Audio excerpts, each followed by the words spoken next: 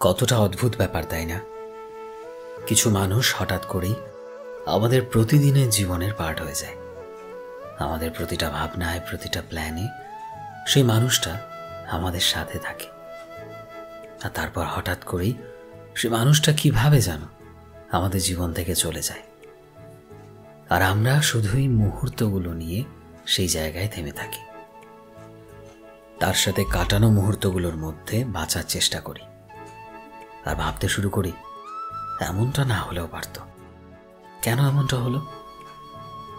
আসলে কখনো কখনো মনে আসা মানুষটাও আমাদের জীবনের প্রশ্ন হয়ে যায়। আমাদের মন বলে, ভাই ছাড় না ওর কথা, ভুলে যা, মুড অন করে নে।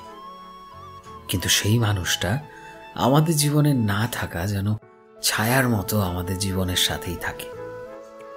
আর সেই মানুষটার হাসি আমাদের মনের প্রতিটা কোণে বাসা বাঁধে।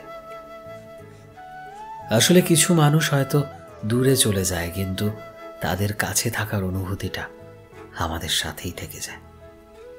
আর আমরা বুঝতে শিখে যাই, আসলেই কাউকে মিস করাটা দোষের কিছু নয়। বারবার কারোর কথা মনে করাটা আসলেও অতটা খারাপ কিছু নয়। সত্যি বলতে, ভালোবাসা কখনোই আমাদের ছেড়ে যায় না। মানুষটা চলে গেলেও তাদের ভাবনা, তাদের সাথে আমাদের কাটানো মুহূর্তগুলো মনের কোথাও না কোথাও কোনো একটা কোণে সারাটা জীবন ঠিকই থেকে যায়। আসলে কাউকে ভেবে চোখের কোণে জল আসাটা দোষের কিছু নয়। এটা প্রমাণ দেয় যে তার না হোক, আমার ভালোবাসা তো তার জন্য পবিত্র ছিল। কিছু গল্প হয়তো সুন্দর সমাপ্তি হয় না, কিন্তু সুন্দর মুহূর্তের সাথে সেগুলো সারা জীবন থেকে যায় আমাদের মনের মণিকোঠায়। এবং আমরা খুব যত্ন করে, খুব স্বাদ করে সেই স্মৃতিগুলোকে, সেই গল্পগুলোকে বাঁচিয়ে রাখি এবং সেই গল্পে আরও একবার নিজেদেরকে বাঁচিয়ে রাখি, নিজেদেরকে নিয়ে স্বপ্ন দেখি। জানি আর এটা কখনোই সম্ভব নয়, তবুও মন তো বোঝানো বড় দায়।